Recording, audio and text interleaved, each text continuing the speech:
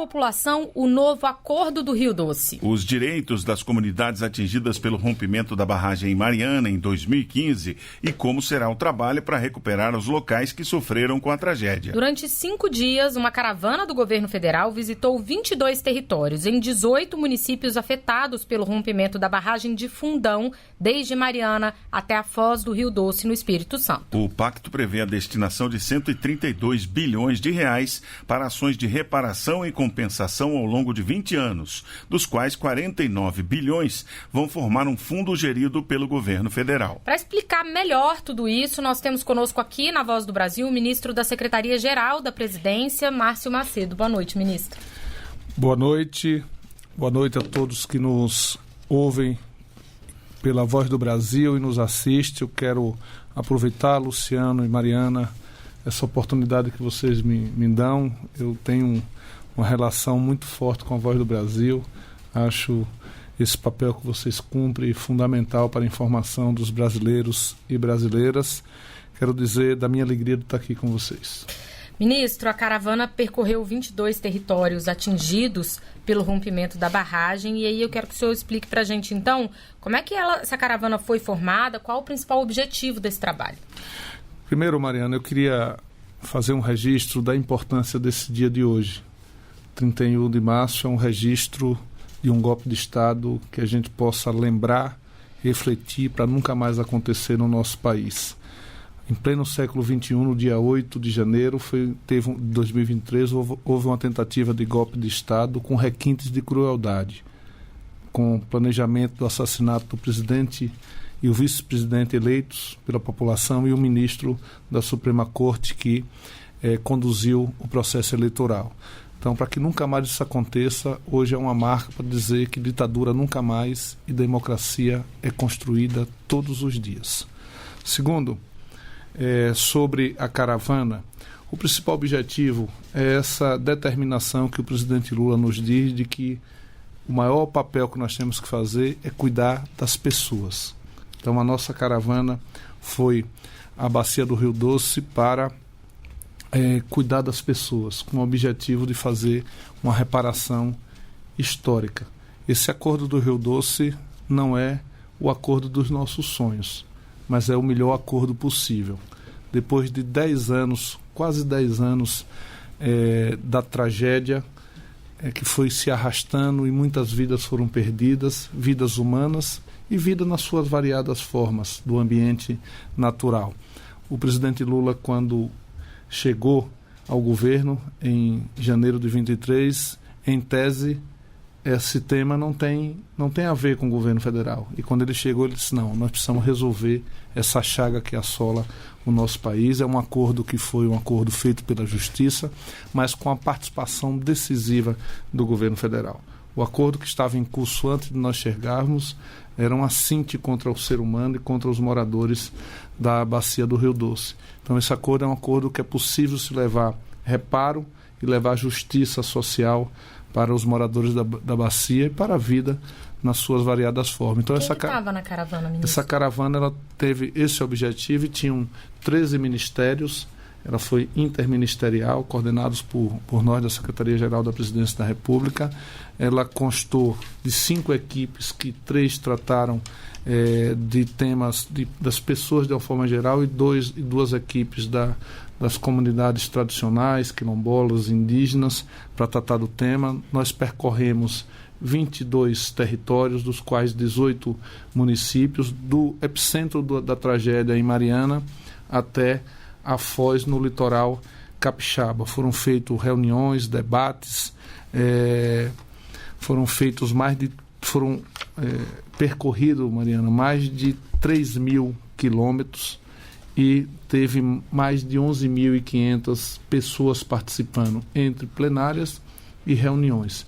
E foram discutidos de forma muito aberta o que é o acordo, qual o objetivo desse novo acordo, qual é o papel da União, qual é o papel dos 2 estados, Espírito Santo e Minas Gerais, qual é o papel dos municípios, como é que vai ser a participação da sociedade. Então, foi uma caravana elucidativa, informativa, para que as pessoas possam ter acesso às informações, os volumes de recursos, as áreas de acesso a esse recurso, as comunidades que serão beneficiadas, para que não fique nenhuma dúvida, para que se evite que tenha fake news sobre o tema, que tenha desinformação, que possa utilizar. As pessoas, infelizmente, tem gente que se utiliza da tragédia, do sofrimento das pessoas para promover a desinformação e a fake news. Então foi uma caravana extremamente bem sucedida, que cumpriu o seu papel informativo, de debate e de ampliação da participação social nesse processo. Ministro, a caravana teve um foco especial nos indígenas e quilombolas. Como é que foi feito esse trabalho e quais são as principais demandas dessa população?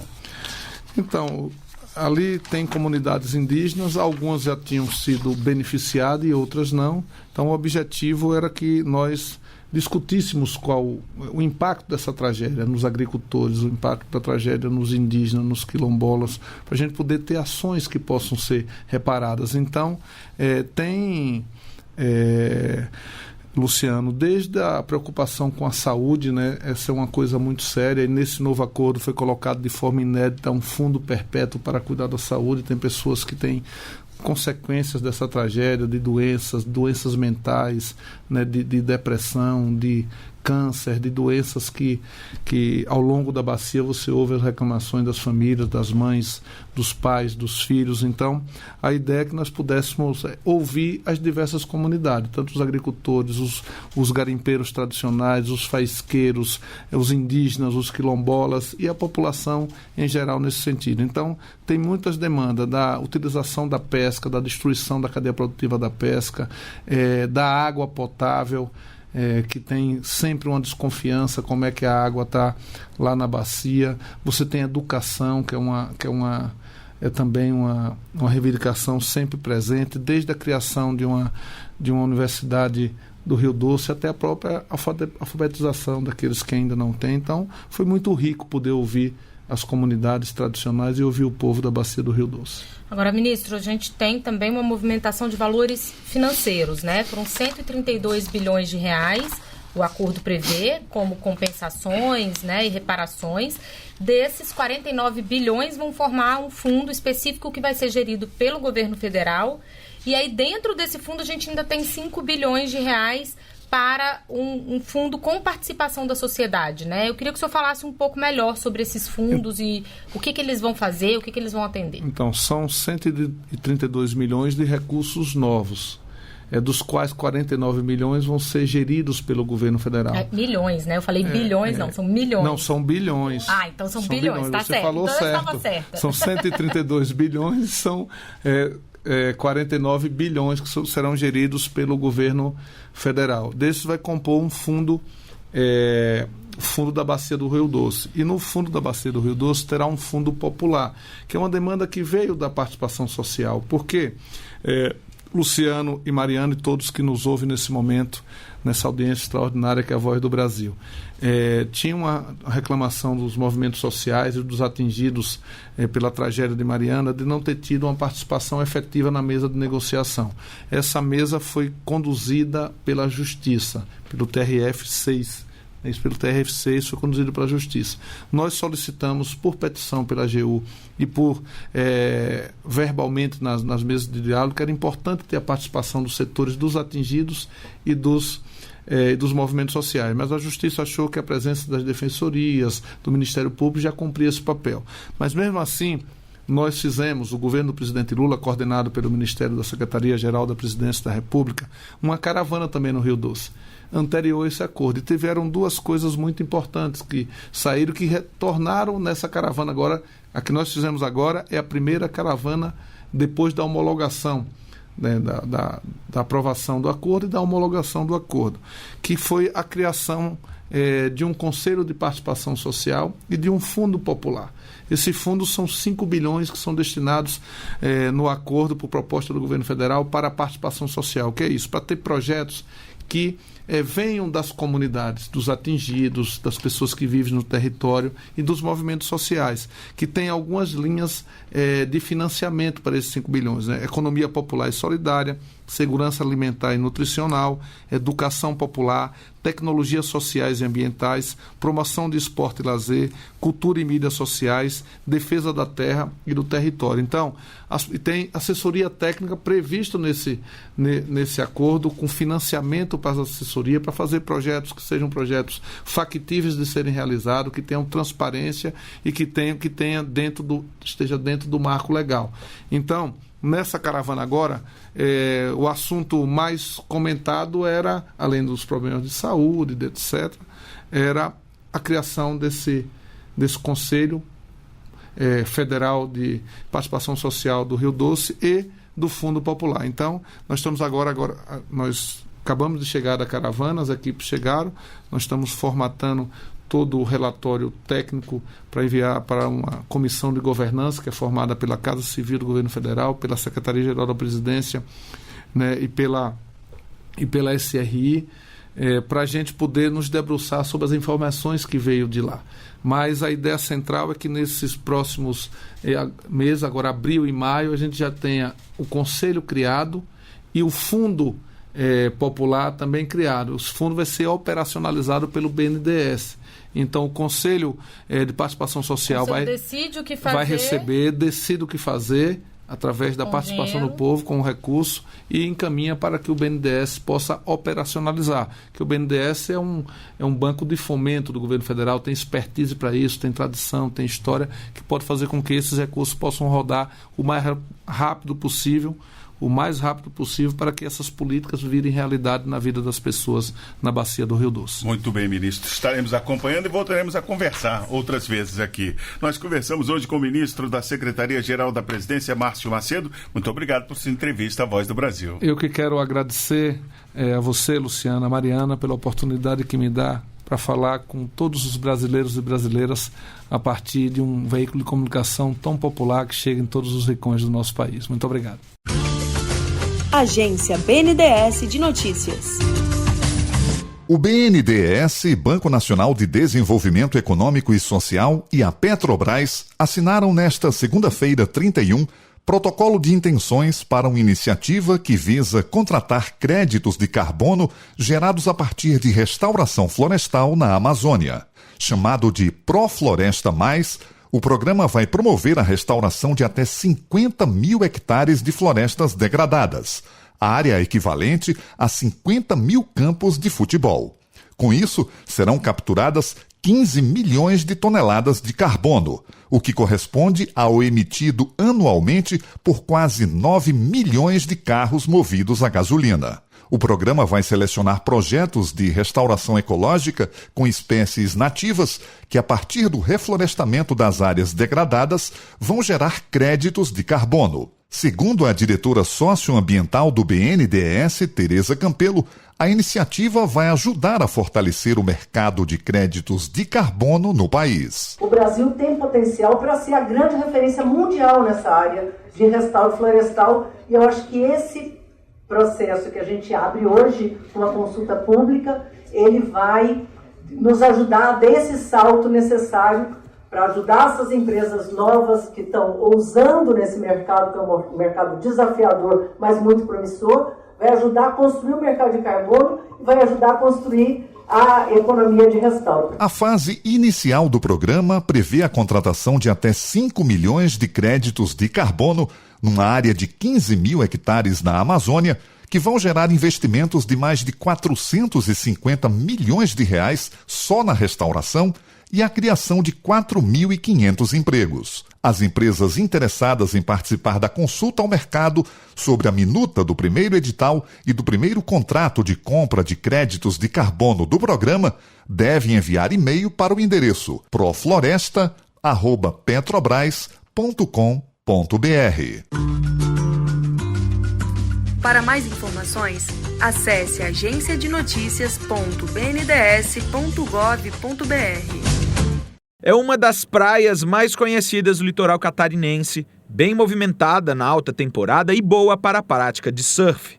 Só que alguns estabelecimentos comerciais na Praia Mole, em Florianópolis, voltados ao turista, foram construídos em área de preservação permanente e em terrenos de marinha e, por decisão da Justiça, terão de ser demolidos. A ação foi movida pela Advocacia Geral da União em conjunto com o Ministério Público contra diversos réus, incluindo proprietários de bares e o próprio município de Florianópolis. É que vistorias constataram a presença de construções não autorizadas em áreas da União, com degradação ambiental e, inclusive, risco de contaminação de lençóis freáticos.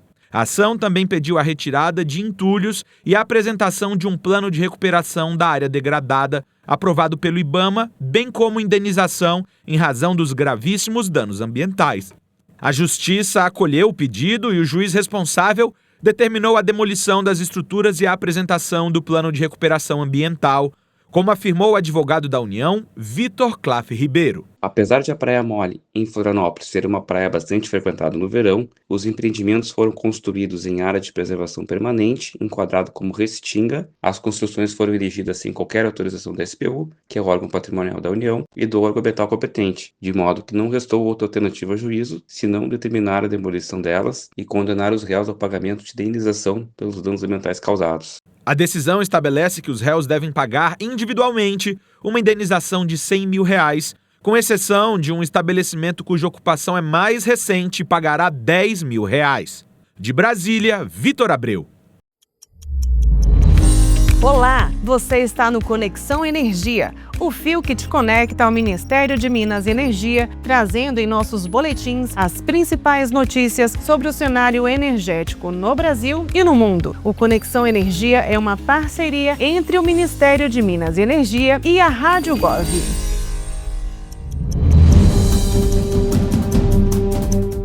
Em viagem com o presidente Luiz Inácio Lula da Silva, o ministro de Minas e Energia, Alexandre Silveira, destacou o potencial de ampliação das parcerias entre Brasil e Vietnã no setor de biocombustíveis. O repórter Lucas Flores traz os detalhes. Durante reunião com autoridades vietnamitas, o ministro de Minas e Energia, Alexandre Silveira, reforçou o compromisso brasileiro com a transição energética e o desenvolvimento sustentável, ressaltando a expertise do Brasil na produção de etanol e biodiesel.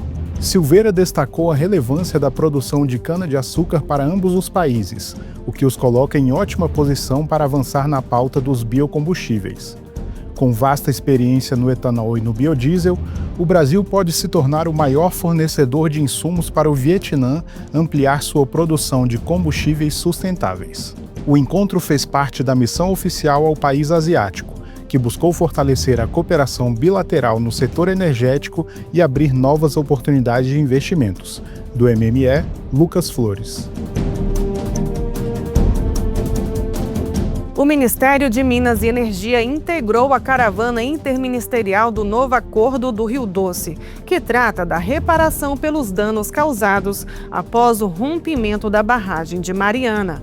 Mais informações com o repórter Lucas Flores. A caravana interministerial do Novo Acordo do Rio Doce percorreu 22 municípios de Minas Gerais e do Espírito Santo para informar e tirar dúvidas da população local sobre o novo acordo. O documento foi assinado em novembro de 2024 por empresas envolvidas no rompimento da barragem de Mariana, além de órgãos públicos e os governadores dos estados de Minas Gerais e do Espírito Santo. O acordo destina R$ 132 bilhões em dinheiro novo para ações de reparação e compensação ao longo de 20 anos. A caravana contou com técnicos do Ministério de Minas e Energia, que apresentaram os eixos de atuação da pasta dentro do acordo, principalmente no Programa de Retomada Econômica, que prevê R$ 2 bilhões para o fomento à educação, ciência, tecnologia e inovação, para construir um legado no território a partir de investimentos em escolas, institutos federais e universidades. Durante os encontros, o MME reforçou o compromisso do governo federal com a recuperação ambiental e o desenvolvimento sustentável da região. Do MME, Lucas Flores. O Conexão Energia fica por aqui. Mais informações acesse www.mme.gov.br. Nossos boletins têm a apresentação de Ana Gadelha, produção e edição de Ana Lúcia Ferreira e Bruno Piuí. O Conexão Energia é uma parceria do Ministério de Minas e Energia e a Rádio Gov. Minuto Ciência.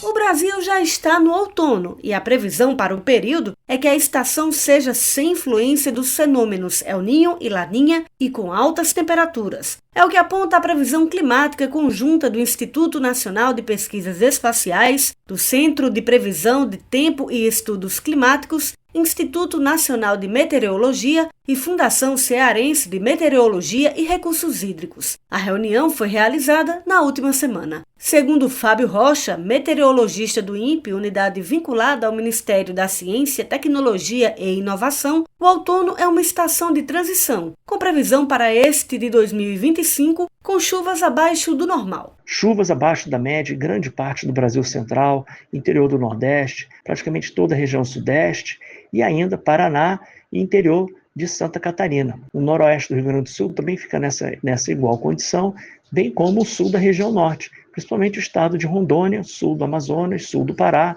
e o estado do Tocantins. No entanto, são esperadas chuvas acima da faixa normal climatológica, que é essa média de 30 anos, no setor norte da região norte do Brasil, principalmente no Amapá, norte do Amazonas, norte do Pará, Roraima e também no norte do Maranhão, Piauí e Ceará. Então, chuvas acima da média nessas áreas. Por outro lado, em algumas áreas, como Rio Grande do Sul, parte aí também do Ceará, do Rio Grande do Norte, e do Amazonas e do Acre, e tem iguais chances das chuvas ficarem dentro da climatologia, acima ou abaixo. Fábio Rocha detalha ainda como as temperaturas devem se comportar no outono. Os modelos climáticos indicam, praticamente em todo o Brasil, temperaturas acima do normal, especialmente no interior da região Nordeste, no Brasil Central, incluindo o sul da região Norte também, e também no norte de Minas Gerais e norte do Espírito Santo. No Rio Grande do Sul também há grandes chances das temperaturas ficarem acima da média. Em algumas áreas de São Paulo, Rio de Janeiro e também no centro-sul do Brasil, chances aí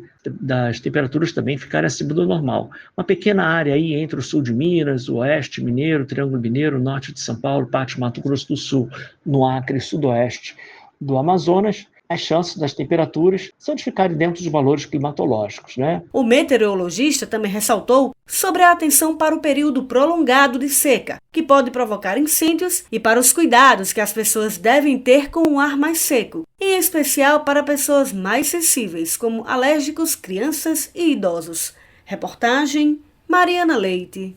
Minuto Ciência. Caixa Notícias.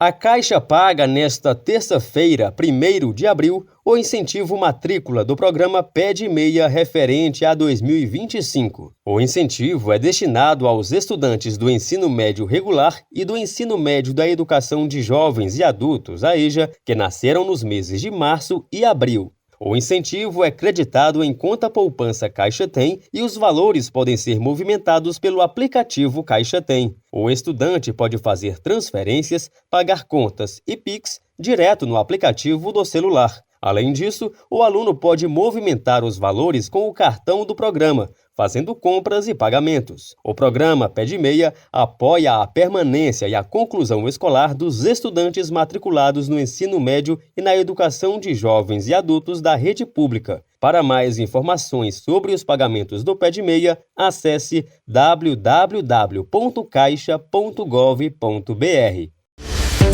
Boletim COP30, informações da Conferência da ONU sobre mudança do clima. O governo brasileiro realizou nesta segunda-feira uma apresentação detalhada sobre os preparativos para a COP30, a Conferência das Nações Unidas sobre Mudança do Clima, que será sediada em Belém do Pará entre os dias 10 e 21 de novembro de 2025. A embaixadora Lilian Moura, negociadora-chefe do Brasil para Clima, e o secretário Walter Correia, responsável pelos aspectos logísticos, explicaram como será organizado o maior evento ambiental do planeta. Como novidade, o Brasil promoverá uma ampla mobilização pública, como explica a embaixadora Lilian Moura. É uma novidade que o Brasil está propondo para engajar todos os setores das sociedades internacionais. Serão realizados eventos durante um ano em diversos locais do mundo, não apenas no Brasil, para que pessoas que normalmente não participam dessas reuniões passem a participar dessas discussões, das sociedades entenderem como que o fenômeno mudança do clima atinge os seus cotidianos e participarem da busca, né, de soluções ou da agilização dessas soluções. Por fim, haverá a cúpula de chefes de Estado nos dias 6 e 7 de novembro, antecipada em relação ao evento principal para facilitar a logística. Ainda no aspecto de logística, o secretário Walter Correia explicou que o evento ocupará o Parque da Cidade, uma área de 500 mil metros quadrados que foi um antigo aeroporto e que se tornará um legado para Belém após a COP. O espaço será dividido entre a Zona Azul, onde ocorrerão as negociações oficiais em 6 grandes pavilhões, e a Zona Verde, aberta ao público para eventos paralelos. A estrutura incluirá um centro gastronômico. Com a alta demanda por acomodações em Belém, Walter Correia informou que o governo brasileiro anunciou medidas emergenciais. 2 navios de cruzeiro estarão atracados no porto de Outeiro, a 20 minutos do local do evento, oferecendo até 4.000 cabines que atenderão as delegações. Para resolver o desafio da hospedagem, o governo trabalha em várias frentes, como uma plataforma oficial de reservas que deve entrar no ar em breve. Essa plataforma de hospedagem será lançada. Já teremos uma plataforma oficial, onde poderemos fazer já credenciamentos e ter melhor disponibilidade da rede hoteleira e de outros. Essa plataforma também vai fazer a gestão sobre os imóveis privados também, de todos os outros imóveis, com exceção dos navios. Os navios vão ter uma plataforma específica, porque já tem um modelo mundial de atuação que sai um pouco dessa lógica das nossas plataformas regulares das COPs. O secretário Walter Correia também explicou que a segurança será garantida por um esquema integrado entre forças de segurança estaduais e federais, aproveitando a experiência brasileira em grandes eventos, como a Copa do Mundo e o G20. Eu não tenho a menor dúvida em dizer que será o local mais seguro da América Latina nesse período. Então teremos segurança aérea, segurança cibernética, segurança marítima. Então esse modelo já foi trabalhado, já foi feita toda uma matriz de responsabilidades e agora estamos detalhando os projetos tático-operacionais de cada uma dessas áreas. Em relação ao atendimento de saúde, Walter Correia disse que todos os participantes terão acesso à saúde de forma gratuita pelo SUS, em caso de emergência. O transporte contará com voos extras para Belém e um sistema de ônibus fará a ligação entre os navios, hotéis e as zonas do evento. A Vila de Líderes, onde ficarão hospedados os chefes de Estado, será construída ao lado da Zona Verde. Com expectativa de receber entre 30 e 40 mil credenciados de aproximadamente 130 países, a COP30 em Belém promete ser um marco na agenda climática global, além de deixar um importante legado de infraestrutura para a capital paraense. O secretário Walter Correia reforça que a COP não é um evento festivo, mas um momento crucial para avançar nos acordos internacionais. Nós estamos dizendo aqui no próprio Brasil que não é um momento festivo, como eu disse, é um momento bastante de tensão, bastante de negociação. Temos que sair com acordos e com projetos de médio e longo prazo, um financiamento que não deu certo ainda. Essa discussão lá em Baku, que foi remetido para Belém, de 1 trilhão e 300 bilhões de dólares anuais. De Brasília, com informações da COP30, Leandro Molina.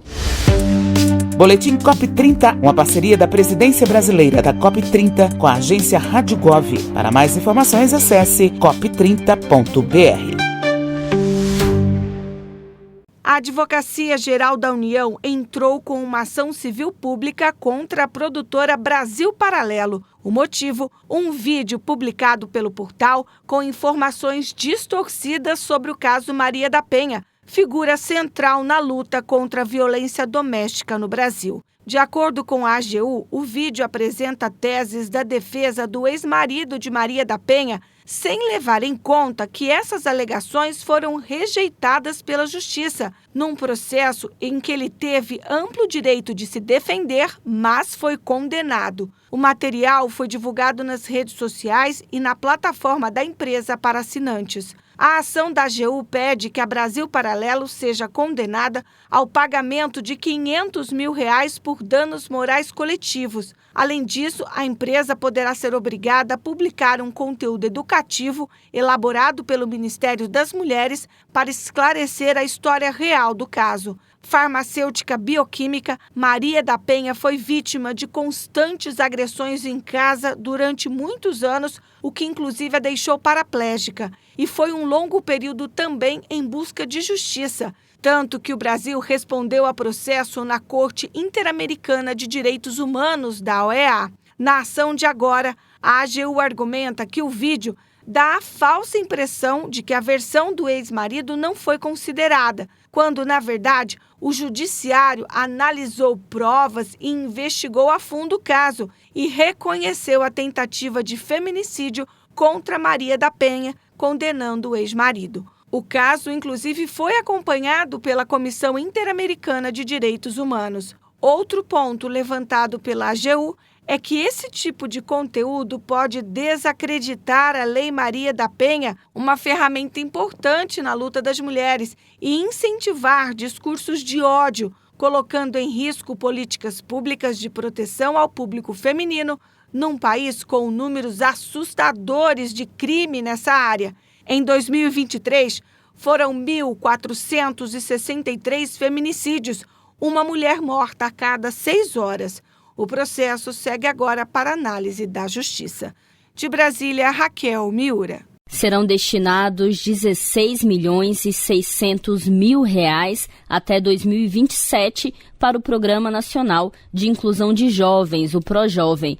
Os recursos devem ser usados em 17 municípios do Amazonas e beneficiar 2.760 jovens. O programa busca trazer de volta para a sala de aula os jovens de 18 a 29 anos que foram alfabetizados, mas não concluíram o ensino fundamental.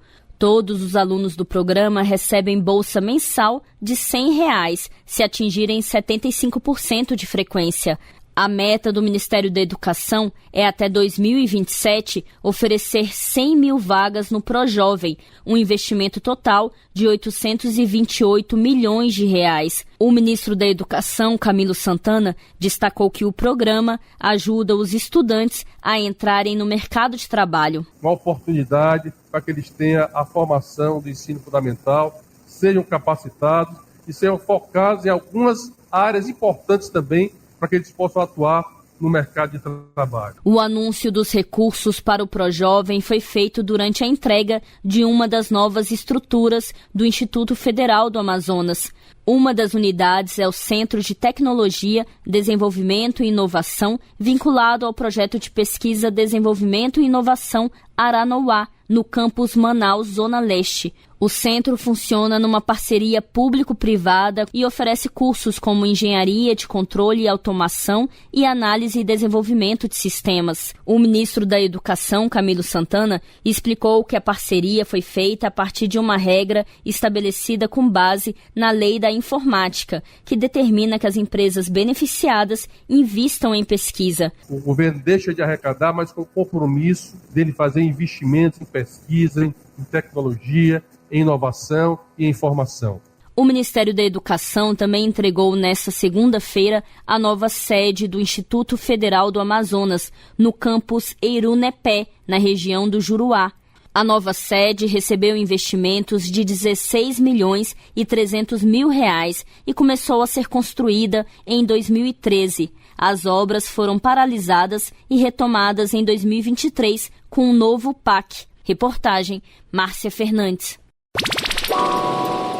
A BIMcast, o podcast institucional da Agência Brasileira de Inteligência. Tudo o que você queria saber e não tinha ninguém para te contar.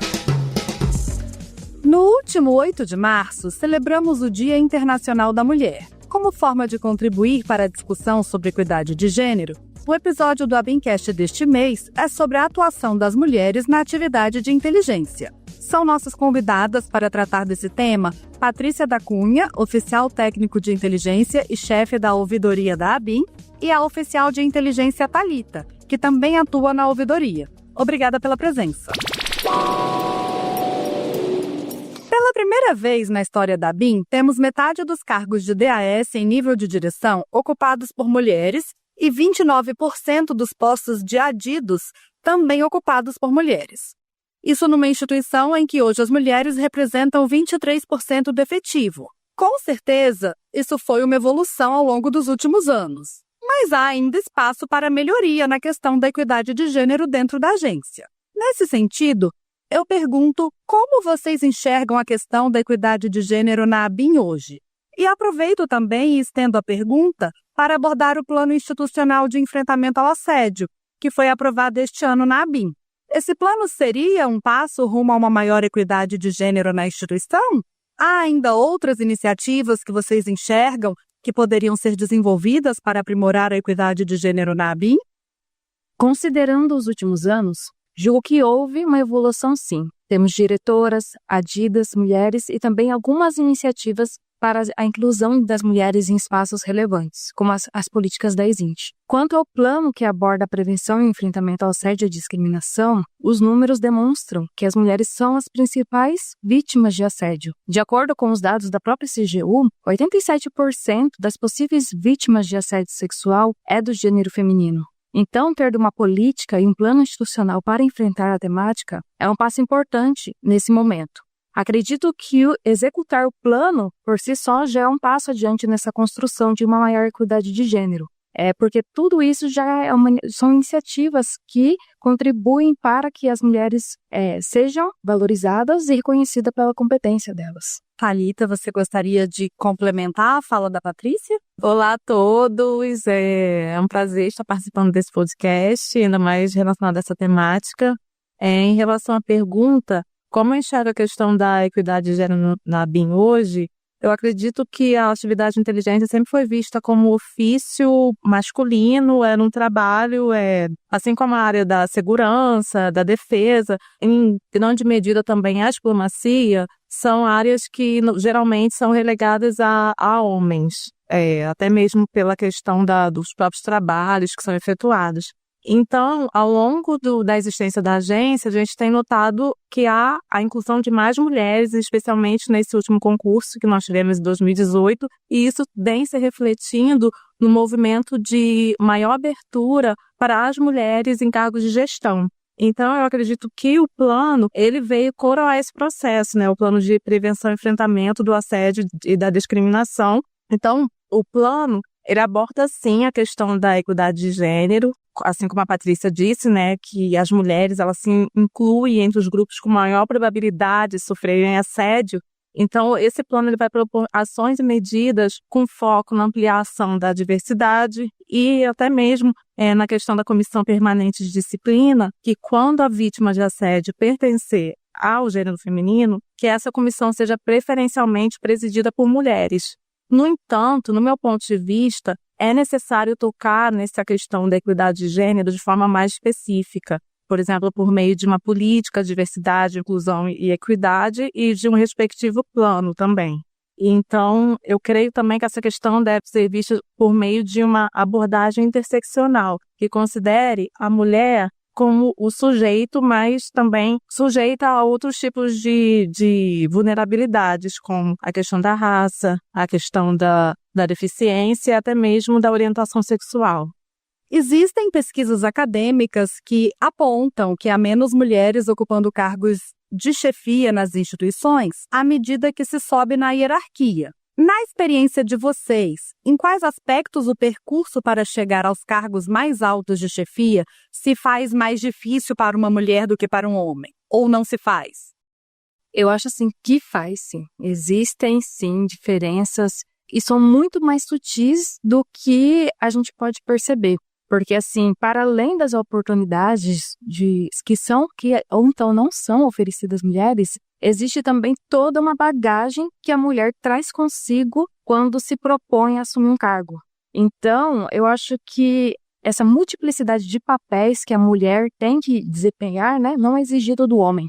Então, mesmo que, por exemplo, em um processo seletivo se coloque vagas para as mulheres, mas não é considerado toda a diversidade de papéis e de bagagem que a mulher tem que carregar para se propor a assumir um desafio de uma alta direção. E dentre os papéis, eu acho que, por exemplo, a maternidade é um dos que mais pesam nessa decisão.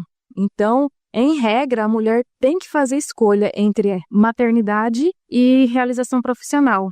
É muito sutil, é uma construção, e eu acho que a gente está tratando desse tema, trazendo esse debate, já é um passinho mais à frente, mas existem diversas camadas mais sutis, a autossabotagem, a síndrome da impostora, preconceitos que nós mesmos, mulheres, às vezes internalizamos, enraizamos, e que, por vezes, não são trazidos à tona, né? Quando a gente trata de cargos mais altos. Muitas vezes são abordados, as oportunidades foram distribuídas igualmente, mas ninguém vê toda a bagagem que não foi distribuída igualmente e que as mulheres têm que carregar junto, né? Carregar para a realização profissional. Então, em várias vezes em que as mulheres têm que tomar uma decisão sobre a realização profissional, ela tem que pesar todos os outros papéis que ela quer desempenhar na vida. Exatamente. Então, entre desempenhar tais papéis e assumir uma realização profissional, muitas vezes a realização profissional fica prejudicada. E às vezes até para preservar a sanidade mental, a sanidade emocional da mulher que, por muitas vezes, por desempenhar tantos papéis, se vê sobrecarregada. Thalita, gostaria de complementar? Só complementando, mas eu acredito que a Patrícia ela já explicou muito bem essa situação, né? Eu li esses dias uma frase que me chamou muita atenção, que dizia assim: os homens são promovidos com base no seu potencial percebido. Mulheres devem provar o seu desempenho o tempo inteiro. Então, eu acho que além da gente ter que provar o desempenho, quando a gente está chegando lá, tem a questão que os especialistas chamam, né, de telhado de vidro, que são esses obstáculos invisíveis impostos às mulheres. Então, as mulheres, quando elas vão tentar galgar postos mais altos, aí tem esse telhado que impede que elas cheguem no mesmo lugar que elas veem muitos de seus pares homens chegando. E também, corroborando o que a Patrícia falou, a gente lida sempre com a síndrome de impostora. Eu lembro que eu já ouvi aqui na agência, quando há processos seletivos, várias mulheres dizendo: eu não vou me candidatar porque eu não acho que eu tenho todas as competências necessárias. É muito essa questão também da psicológica, que a gente também deve tratar. E eu acho que as pessoas não consideram que as mães elas adquirem competências necessárias para uma boa gestão, como, por exemplo, a liderança, a resolução de conflitos. Então, assim, eu acho que as mães são um principal exemplo, assim, seriam ótimas gestoras. E outra questão também que eu li esses dias que eu achei muito interessante, primeiro, foi a questão do viés de afinidade, que muitas vezes as pessoas elas tendem a ter preferência pelos que são parecidos com ela. Então, por exemplo, eu vou priorizar aquelas pessoas que têm interesses, experiências, origens e aparência iguais ou parecidas com a minha. Então, são questões que a gente deve refletir e considerar nesse cenário. E só complementando o que você falou, que em processos seletivos muitas vezes se costuma selecionar quem se parece com a gente, como isso é prejudicial na atividade de inteligência que exige, para que seja mais completa e tenha uma análise mais bem feita, uma pluralidade de olhares de pessoas que vêm de diferentes históricos, origens e tudo mais. Exatamente, eu penso, por causa disso que eu acho que a diversidade é uma questão ímpar, não apenas para a inteligência, mas para a questão do trabalho geral, porque são múltiplas visões, múltiplos backgrounds, então a gente tem que ter essa variedade de pessoas pensando a inteligência de Estado para o nosso país. Então, eu acredito assim que a diversidade ela faz com que muitas vezes essa questão dos vieses cognitivos que a gente fala muito aqui dentro se arrefeça um pouco, e a gente consiga ter uma visão mais plural e até mais próxima da realidade. Vocês já mencionaram também aqui nessa conversa que a inteligência ainda é uma área que atrai mais homens do que mulheres. Sempre, inclusive nos concursos públicos, nós temos um número de homens maior do que o de mulheres dentre os inscritos no processo seletivo. Eu gostaria de ouvir de vocês duas por que vocês acham que é assim e o que podemos fazer para mudar isso e para atrair mais mulheres para fazer o concurso da BIM se tornarem oficiais de inteligência, oficiais técnicas ou agentes. O imaginário acerca da atividade de inteligência é muito alimentado por filmes de Hollywood. Então, há muita essa associação do trabalho do profissional de inteligência como uma atividade que te expõe ao risco o tempo todo, em que você tem que saltar de um trem, saltar de um avião. Então, eu acho que esse imaginário, ele desestimula, por muitas vezes, pessoas que não se familiarizam com esse tipo de atividade. Mas a atividade de inteligência, ela possui diversas frentes, né? Possui diversos campos de atuação. Eu acho que a gente tornar isso mais público, né? De que a atividade de inteligência não se trata de operações desse tipo, mas que envolve muito trabalho de análise e acompanhamentos de temas relevantes para o país. Eu acho que é uma forma de atrair mulheres que são muito bem, possuem muito conhecimento da área que atua, às vezes economia, geopolítica. Então, essa é uma forma, a gente tornar um pouco mais claro que a agência possui diversos campos de atuação e a análise é uma dessas que compõe essas diversas frentes. Porque quando, a gente já colocou aqui, né? Quando nós vai se ponderar acerca de uma decisão profissional, a mulher avalia uma série de papéis que são desempenhados. E, dentre delas, a maternidade. Então, se você tem filhos ou quer ter, por muitas vezes você evita atividades que te exponham ao risco. Divulgar que existe essa frente de análise que não está diretamente ligado a um risco, né, físico, eu acho que é uma forma da gente atrair mais mulheres para esse campo da atividade de inteligência. Eu diria até pela minha experiência como servidora aqui dentro que existe muito mais trabalho de análise do que de operações. Assim, se a pessoa chega com esse imaginário de que ela vai viver altas aventuras, talvez ela até se frustre, porque muito do nosso trabalho é diante do computador ou conversando com parceiros que atuam com inteligência em outros órgãos, enfim. Thalita, eu concordo muito com o que a Patrícia falou. Eu acho que tem um desconhecimento geral sobre a carreira, isso faz com que as mulheres não se sintam atraídas. Então, eu acho que a gente tem que ter uma campanha informativa para atrair mais mulheres aqui para a agência. Eu acho que o nosso setor de comunicação ele tem uma função central nisso.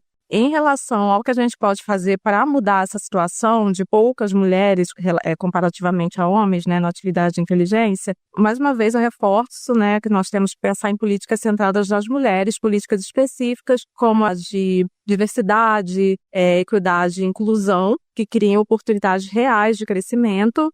Puxando a sardinha para o meu lado, particularmente as oficiais de inteligência que eu mais admiro são mulheres. Então, assim, eu acho que elas já operam, já trabalham muito bem. E eu também acho que temos que ter programas de capacitação específicos e mentorias. Eu acho que essa questão da mentoria, mulheres mais antigas na agência, já com experiência de gestão, passando essa experiência para principalmente oficiais que estão chegando agora, eu acho muito importante também.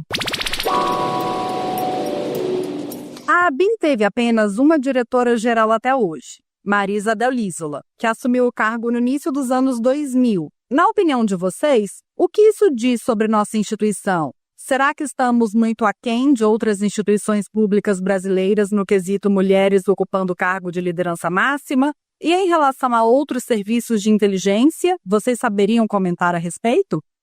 Eu acho que o fato de apenas uma mulher ter ocupado o cargo de diretora-geral apenas reflete a percepção que se tem da atividade de inteligência como uma atividade majoritariamente masculina. Então, quando você... é um reflexo da realidade, né, das percepções. Quando você tem uma agência em que a maioria são homens e as mulheres têm dificuldade de projeção, então não é surpresa que durante a história da ABIN tenha havido apenas uma diretora-geral.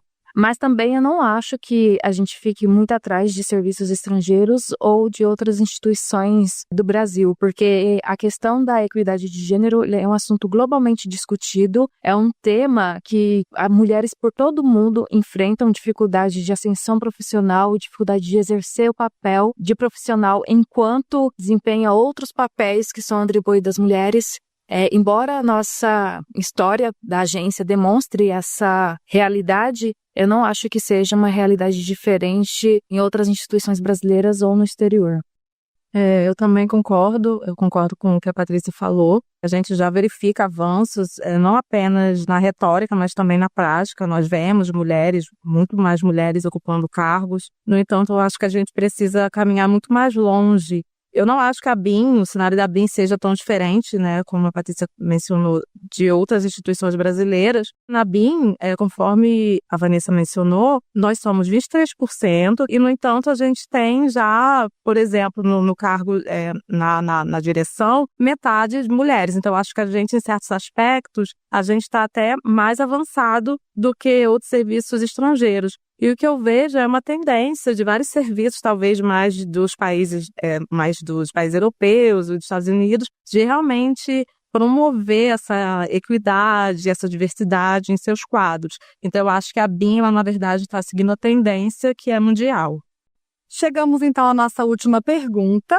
Eu gostaria de saber se existe alguma figura feminina da inteligência no Brasil ou no mundo que vocês admirem e cuja história possam compartilhar conosco. Eu, particularmente, não tenho nenhuma personagem histórica para mencionar, mas eu tive muitas experiências muito boas, maravilhosas, trabalhando com colegas aqui da própria agência.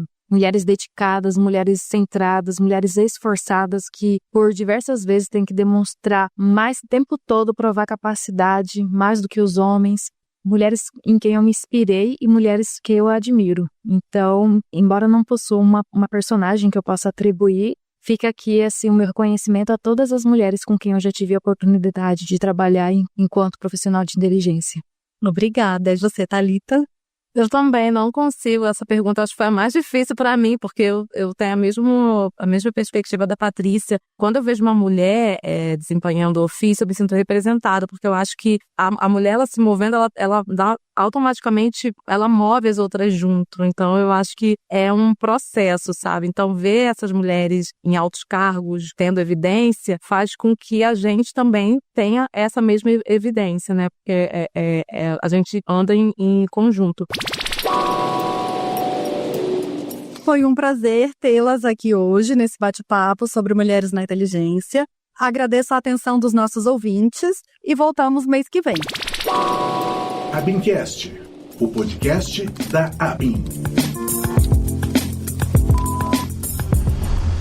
Neste dia 31 de março, o golpe militar no Brasil completa 61 anos, dia em que o presidente brasileiro João Goulart foi deposto. Para marcar a data, o Ministério dos Direitos Humanos e da Cidadania divulgou uma análise inédita sobre as vítimas da ditadura militar no país. A maioria era jovem, estudante e ligada a organizações políticas, segundo dados do Observatório Nacional dos Direitos Humanos. O levantamento considerou os 434 casos reconhecidos pela Comissão Nacional da Verdade. O período mais violento foi entre 1969 e 1978, com 351 mortes e desaparecimentos. Segundo o governo, o estudo busca auxiliar políticas de direitos humanos e investigações sobre desaparecidos. Os dados na íntegra estão disponíveis no site observadh.mdh.gov.br. Pelas redes sociais, o presidente Lula afirmou que este é um dia de lembrar a importância da democracia, dos direitos humanos e da soberania do povo para escolher nas urnas seus líderes e traçar o seu futuro. Lula disse ainda que não existe, fora da democracia, caminhos para que o Brasil seja um país mais justo e menos desigual. E que não existe justiça sem a garantia de que as instituições sejam sólidas, harmônicas e independentes. Da Agência Rádio Gov em Brasília, Luciano Seixas. A partir desta terça-feira, 1º de abril, quem tem conta nível prata ou ouro no gov.br já pode acessar a declaração pré-preenchida do imposto de renda. A Receita Federal prevê que mais da metade dos contribuintes utilizem a ferramenta este ano. O serviço agiliza o preenchimento da declaração ao permitir que o contribuinte apenas revise os dados já cadastrados. Algumas novidades incluem informações sobre contas no exterior e o fim da obrigatoriedade de preencher o título de eleitor. Além disso, Quem usa a declaração pré-preenchida e escolhe receber a restituição via Pix pode ter prioridade no pagamento. Para garantir segurança, o governo alerta: a senha gov.br é pessoal e não pode ser compartilhada. Atualmente, mais de 165 milhões de brasileiros já utilizam a plataforma para acessar serviços digitais públicos. Da agência Rádio Gov em Brasília, Claudimário Carvalho. O Ministério da Pesca e Aquicultura estendeu até 30 de abril o prazo para envio do relatório anual de produção da aquicultura em águas da União. O prazo original terminaria nesta segunda-feira. O documento é obrigatório para todos os aquicultores com contratos de uso em águas da União. Além de garantir o cumprimento das obrigações contratuais, os dados ajudam o Ministério a monitorar e planejar políticas para o setor. Os interessados devem preencher o relatório online no site sinal.mpa.gov.br. O não envio pode gerar penalidades. A atividade de aquicultura consiste no cultivo de peixes, crustáceos, moluscos, algas, répteis e anfíbios em ambientes controlados ou semi-controlados, como tanques, rios, lagos ou mar. Da agência Rádio Gov em Brasília, Claudimário Carvalho. O nome de João Carlos de Oliveira, o João do Pulo, agora faz parte do livro dos heróis e heroínas da pátria. A lei que oficializa a homenagem foi publicada nesta segunda-feira, 31, no Diário Oficial da União. Natural de Pindamonhangaba, João do Pulo marcou o atletismo mundial. Em 1975, quebrou o recorde mundial do salto triplo nos Jogos Pan-Americanos do México e superou a marca anterior em 45 centímetros. Ganhou 2 medalhas de bronze olímpicas e brilhou em competições internacionais. João trabalhou desde a infância, serviu no Exército e encontrou no esporte um caminho de transformação. Em 1981, um acidente interrompeu sua carreira e levou à amputação de sua perna direita. Mesmo assim, seguiu na vida pública, foi deputado estadual e deixou um legado no esporte e na política. Com a inclusão no livro dos heróis e heroínas da pátria, João do Pulo se junta a Ademar Ferreira da Silva, outro grande nome do salto triplo brasileiro. Da agência Rádio Gov em Brasília, Claudimário Carvalho. O Instituto Nacional de Estudos e Pesquisas Educacionais, o INEP, divulgou o cronograma para a solicitação de isenção da taxa do Enem 2025. O prazo começa em 14 de abril e vai até o dia 25. Tem direito à gratuidade estudantes do 3º ano do ensino médio em escolas públicas, ex-alunos da rede pública ou bolsistas integrais da rede privada com renda de até 1,5 salário mínimo, além de inscritos no Cadastro Único e no programa Pede Meia. Quem teve isenção em 2024 e faltou nos 2 dias de prova precisa justificar a ausência para obter a gratuidade novamente.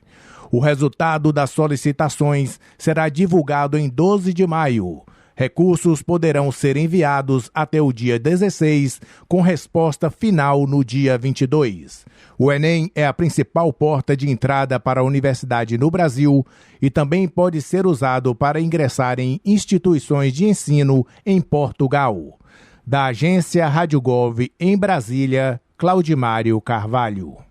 O governo brasileiro negou nesta segunda-feira qualquer envolvimento em ação hacker contra o Paraguai. O Itamaraty afirmou que não há medidas de inteligência contra o país vizinho. A declaração veio após uma reportagem do portal UOL, também publicada nesta segunda, afirmar que a operação foi criada no fim do governo passado e teria continuado na gestão atual. O governo Lula rebateu e disse que a ação foi suspensa em março de 2023, quando tomou conhecimento do caso. O governo destaca ainda que, naquele momento, o atual diretor-geral da ABIN, Agência Brasileira de Inteligência, Luiz Fernando Correia, estava em processo de aprovação no Senado Federal e que só assumiu o cargo em maio de 2023.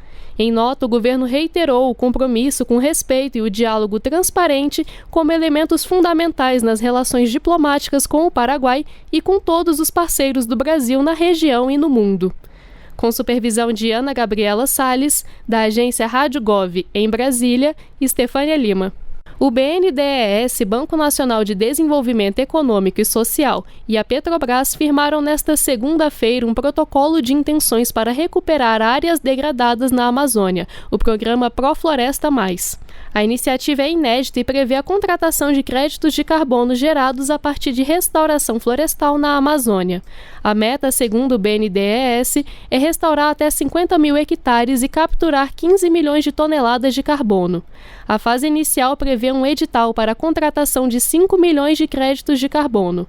O investimento será de 450 milhões de reais, com a geração de 4.500 empregos.